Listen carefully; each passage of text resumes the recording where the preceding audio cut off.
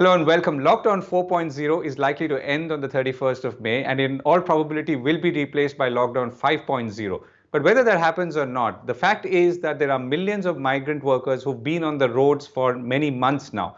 Many of them have reached their destinations and will now face a second set of problems. But for others, it's been a very, very tough journey and a time in life.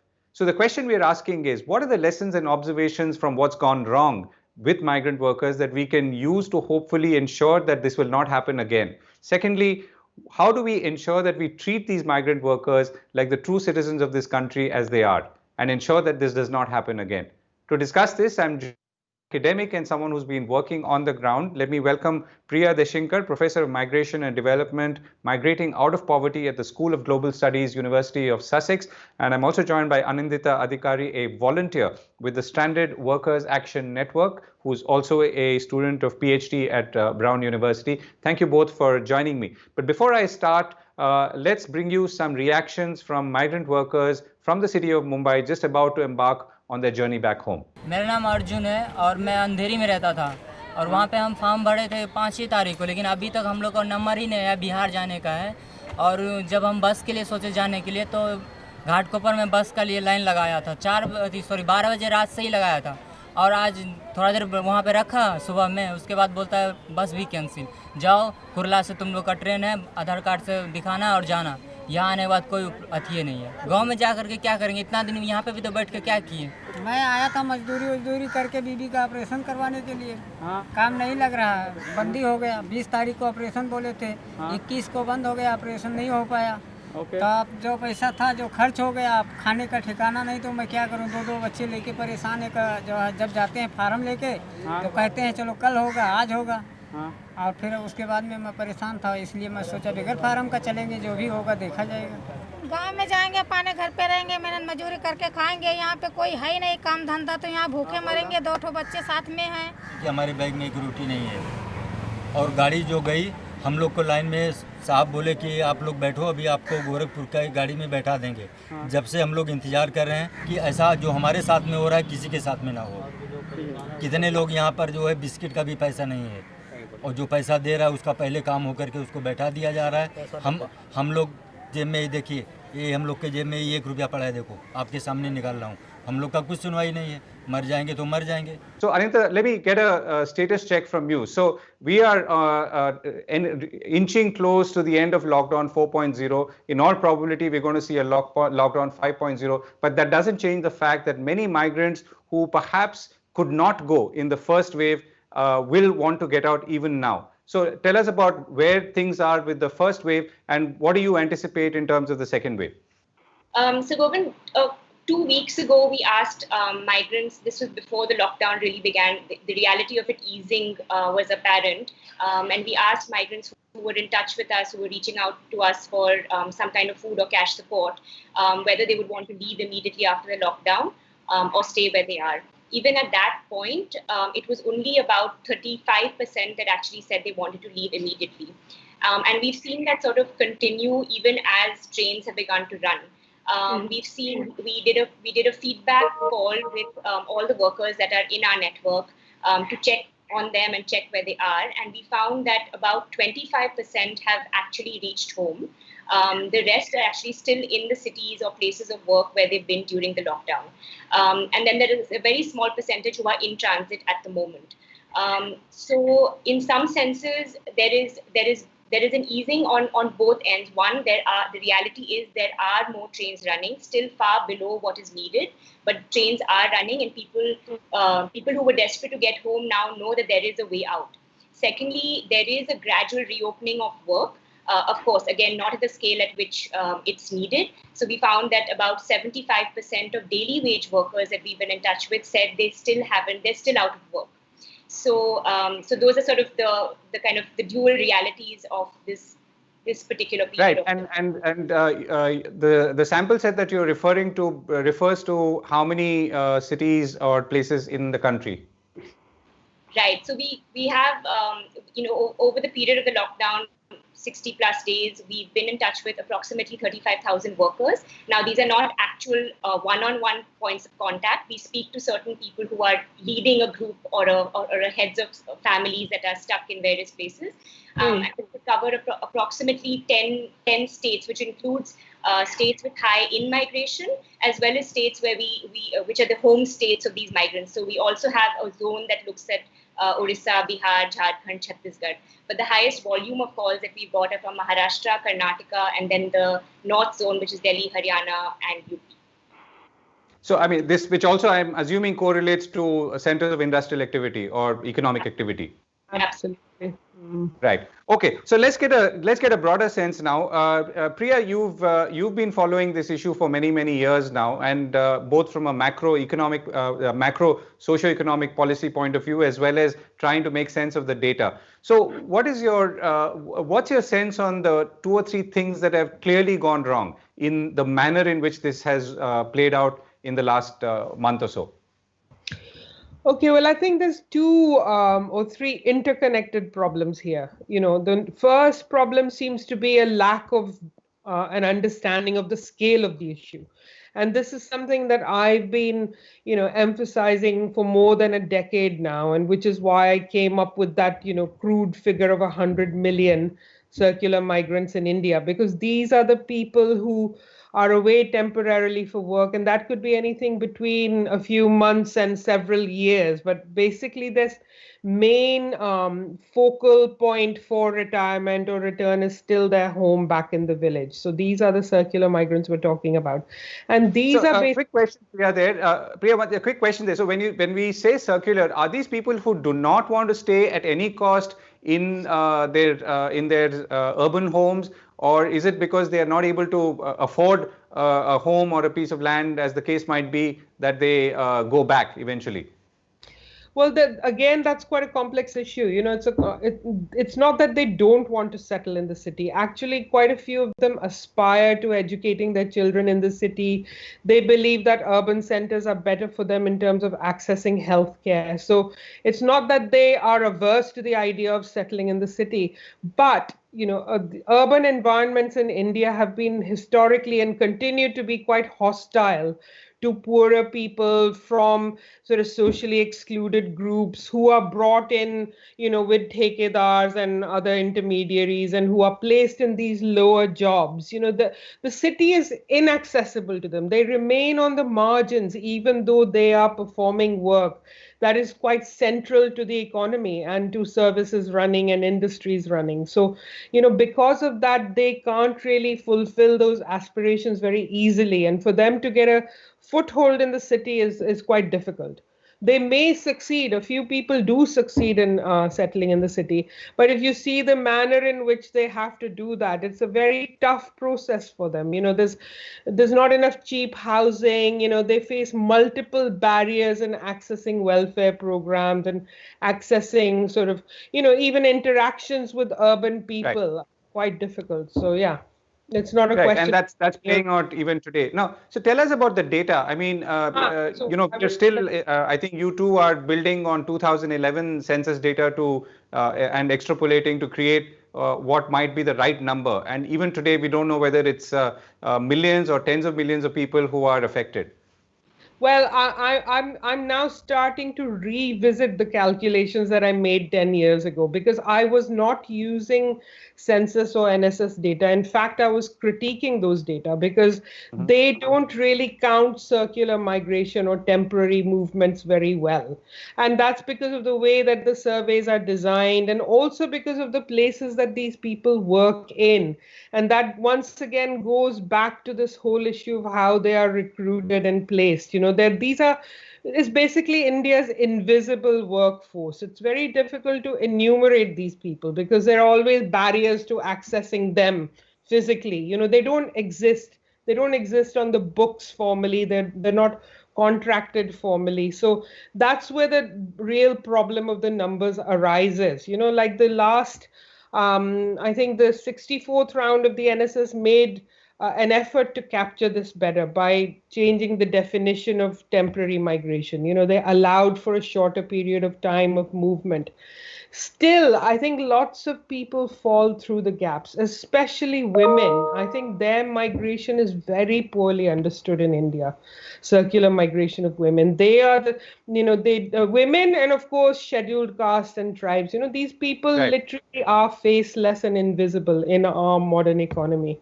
Right. So tell us about women. I mean, a lot of the migration numbers include women who marry and therefore move, and others who are, which is an increasing number, who are actually part of the workforce. So tell us about what your understanding of those numbers are. So you said it. You see, the broader understanding of their migration is that they're moving because of marriage. I mean, what that hides is the fact that many women do participate in the labor force after they get married. But that reason for their movement or their activities after moving are not visible in the data. So women's migration is predominantly for marriage, and that's where it finishes. There's no analysis beyond that. And of course, women are highly active in the labor force.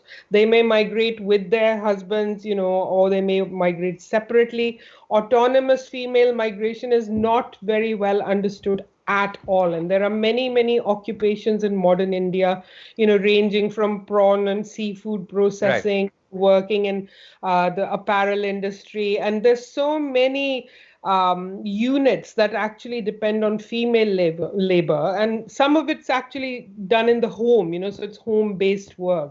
So if you look at the sort of textile and garment industry, say embroidery work or something like that could be performed in the house, and it's done on a piece rate, so they're not visible in statistics. Yeah. So Anindita, what's your experience been? I mean, between male and female, I mean, we can see a lot of women who are also working, often carrying children, and obviously they're equal victims in this tragedy. But are they also wage earners, and therefore is it a double displacement that we're looking at? Yeah, so the proportion out of the total number of workers that we've been in touch with, less than 25% have been women. But that's still a sizable number given how precarious this work is and how precarious the journey itself to and back from home is. Many of these women also bring their young children with them. So several of the groups that have reached out to us have children under the age of 5 and 6. That have and many sort of have also become pregnant over this period of time, but came to the city as daily wage workers. They're working in construction sites. They're working, as Priya said, they're working in export houses, garment factories, etc.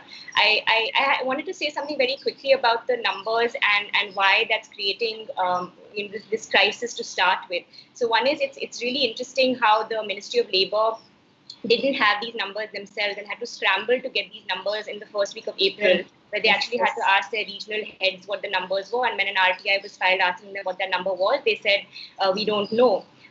Official sources in the ministry actually said that they can't rely on their own numbers because they got a number which is 26 lakhs. Now that is, I mean, the Ministry of Labour can't gather these numbers, and so the problem is that even with the announcement of rations to 8 crore. The big question is, how will you identify these 8 crore migrants? How will you get rations to them? We know that PDS ration coverage in cities is much thinner compared to rural areas. So what are the mechanisms you have in place to identify these migrant workers to start with, let alone get ration to them? And all this portability of benefits sounds great. But if you can't map population numbers to ration shops, how on earth are you supply issue? So that's one fallout. Right. I'm going to come to that, Anindita, in terms of the solutions. But another question here now. We've talked about and we've seen a lot of young migrants who are obviously young because the children are young, and as you said, many of them are pregnant, have recently had children. So the demographic is young. Now, is this because obviously this is the kind of work that they do on urban, maybe construction sites, and therefore, people obviously want young and able-bodied people, male and female, or are there some other factors at play? Right. So again, the larger proportion of people who reached out to us are younger, so they're below the age of 45. And these are, that's also because our numbers are sort of, there's just a larger proportion of daily wage workers, people working in factories and construction sites. So it requires, sort of able younger bodies to sort of be at work. But in terms of more settled migrant populations that have been in the city for 6 to 7 years, particularly those working in the garment industry, and I'm based in Gurgaon right now, and I've spent a lot of time in Sarhol, Khansa, these are industrial areas here, where those migrant populations that have been here for over 6-7 years are older, and they've chosen to kind of settle here, raise their families, their kids go to school here. So it depends really on which sector. Right. So here's another question. So are you? I mean, this is based on your observation. So amongst the people who've chosen to walk or chosen to go back, are they older broadly or younger? I mean, younger by the very nature of what they've been put through, and the fact that when trains, if you're getting to a train station, there's no guarantee that you can get on a train. It could be 12 hours, it could be 24 hours, it could be 48 hours. You may have to camp outside. If you're walking, there are the perils of the physical perils of what that might entail. So it's sort of a selection bias, right? I'd like to add a point here actually on the age profile of migrants, if I may. I think one of the reasons for them being in the younger cohort is that the way that migration is organized in rural households. So it's often a household strategy. So they agree that the eldest son and then maybe the second and third son will migrate, or the eldest daughter. So the parents then stay behind to look after the family farm or whatever property they have in the village. They may even look after the children that the parents leave behind. So the older children may be left behind while the younger folk go and work in the city, because like I was saying earlier, the city is hostile to them. So they don't know what kind of reception they're going to get, what hardships they're going to face. So it's a combination of, the work is requiring able-bodied people, but also the kind of migration cycle within the life cycle of the family back at home. So when the man retires, then the son goes, it's that kind of continuation of the system within the family. Right. So I'm going to come to observations and policy prescriptions, if to the extent that we can manage them. Anindita, another question. How many of the people you've spoken to want to come back, and when? So that also shifts. So when we asked them about 3 weeks ago, it was about 35% that wanted to go back immediately. When we asked them 2 days ago, it's approximately it stayed about the same. So I would still say about 1/3 want to go back immediately. But when it comes to actually calling them when a train is scheduled and actually calling them and saying 500 seat hai, aap jana chahte hain, right now some of them are iffy. They're saying 2-3 दिन देखते हैं, काम खुलेगा तो रहेंगे. So it's right. Really so Anindita, my question is also about coming back, as in after they go, I mean, do they want to come back? I mean, do they have a horizon on that, or at this point are they too are they in too difficult a position to even think about it? No, so I think there's a little bit of there's this narrative that we're hearing about, these are very sentimental decisions people are taking. Now people will never return to the cities. They've been very traumatized. Yes, they've had a horrible time. They've been treated extremely poorly, and it's an absolute utter shame and disgrace, I mean, on the nation. So that being said, I think these are folks with tremendous resilience, but they're also rational decision makers. So if, when they go back, the rural economy cannot support the lakhs of migrants returning home, and they know that. So a lot of them say, 1-2 महीना घर जाएंगे और वापस आ जाएंगे. And they are already getting calls of people who reached home, they've met their elderly parents or they've met their families and are saying, we've heard कि factory में काम खुल गया है, अब आप हमें पैसे दे सकते हैं ताकि हम वापस आ पाएं. So we started getting some of these.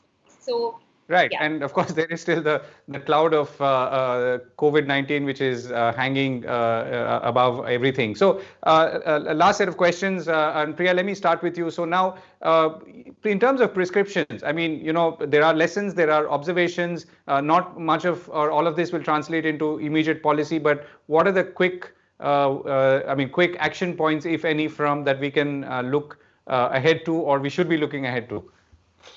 Okay, so I mean, I've been saying for the last sort of few days that one of the most immediate need for us right now is to have a response that's not bureaucratic, you know. So what I feel is, you know, this insistence on identity documents, yeah, Aadhaar numbers, you know, all of this is creating a lot of problems for those who need the benefits from accessing them. You know, a lot of them are not registered under the Interstate Migrant Workmen Act, you know. So, for example, there was a recent figure that in Gujarat, out of 2 million workers, only 7,000 odd are registered formally. So, it's these kinds of issues that are creating the blockage. So, the response needs to be on a humanitarian basis. It needs to be, you know, based on trust. Like if people say they need help, then they need help, full stop. You know, they don't need to be validated in the sense that prove who you are, you know, that you actually are entitled to this benefit. You know, I think that Indian government can be a bit paranoid about establishing that, and there's a long tradition of doing that. So it's not entirely the fault of the bureaucrats either. You know, we need to move away from systems like that. There needs to be a lighter way of actually disseminating benefits. And this is connected to the data issue. I didn't quite get to that, you know, it's because not knowing how many migrants there are in the first place absolutely floored everyone. They just didn't have an idea. And as we just heard, you know, people were scrambling around, including the Labor Department, to actually work out how many migrants there are, you know, how many migrants need trains, buses, or what, you know, how many need food supplies. So that's connected with this. So it's both the bureaucratic requirements of establishing domicile and identity and also not knowing the numbers. So going forward, I would say, first instance, a non-bureaucratic response, you know, quick, easy, light touch, you know, just do it on the basis of visible distress and need. And you can get community validation on that. You can get NGO validation on that. There are a number of common citizens working with these people to alleviate their suffering. Take their word for it. You know, ये बेचारा भूखा मर रहा है, इसको खाने की जरूरत है. That should be enough to establish that they need help. Next step going forward, you know, they need to take NGOs and other civil society groups more seriously in terms of generating numbers, even their own industry estimates.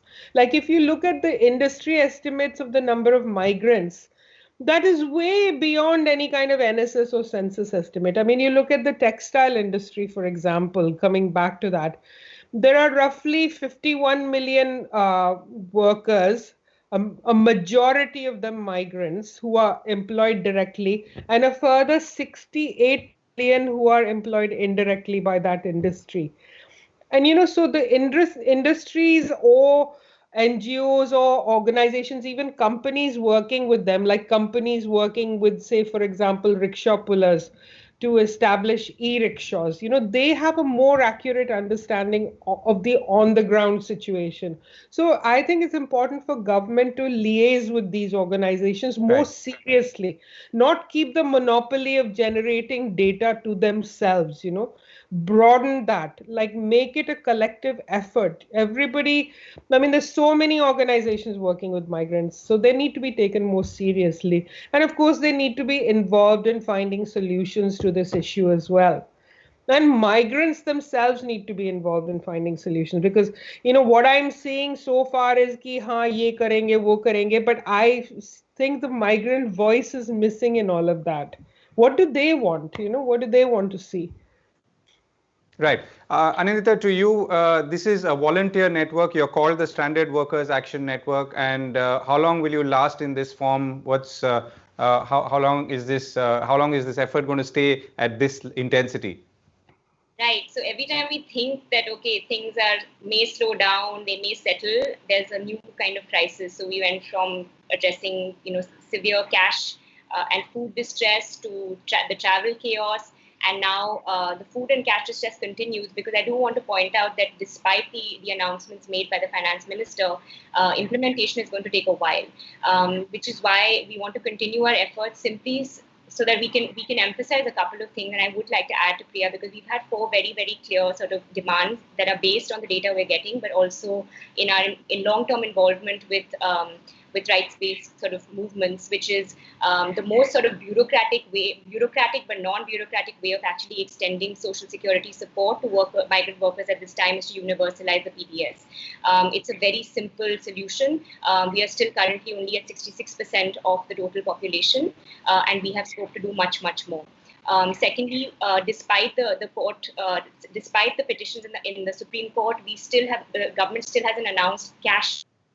It's really, really critical to those who are returning home and those who are in cities. We're saying 7,000 rupees per month for the next 3 months, because we found 50% of those workers that we have reached out to had all taken loans up to 5,000 rupees during this period. So that's a clear case for why this cash relief is critical, so that they don't sink during this period.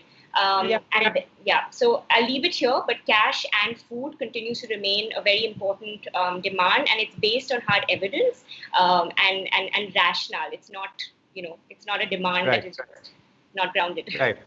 Right. Thank you both. We've run out of time completely. I think the answers are very clear, but even as we look at the policy prescriptions, clearly there is an attitudinal change that is important in treating migrants as real people with principles, and the principle that they have the right to go anywhere as they wish and work anywhere as they wish, and therefore they should be counted. And we should be responding to them as we would any other citizen, particularly those citizens who vote. So on that note, I'm also going to include names and links to some of the volunteer groups that are working on this, and hopefully you'll be able to reach out to them and help them if you indeed wish to, and you should. So thank you very much for joining me once again, and that's all from me for now. Thank you, Govindraj, for organizing this. Thank you. Thank you. Thank you. So nice to meet you online, Anindita. Yeah, thanks, Priya, and thanks, Govindraj.